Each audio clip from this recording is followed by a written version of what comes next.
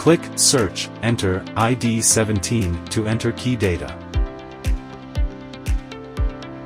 Select 8 cuts. Fix the original key on side D of S1 jaw. This key is shoulder aligned. Use the stopper as a guide to align key shoulder. Shown in the figure, make sure the key is fixed flatly and jaw is clean of shavings. Then click Decode to start decoding.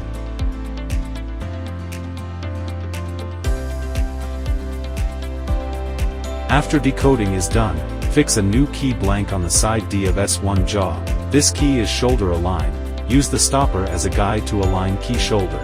Shown in figure, make sure the key is fixed flatly and jaw is clean of shavings. Select 1.5 mm cutter. Then click Cut to start cutting.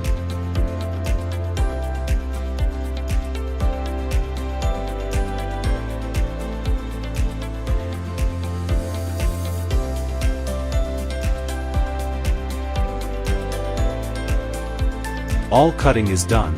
Please clean the debris and test.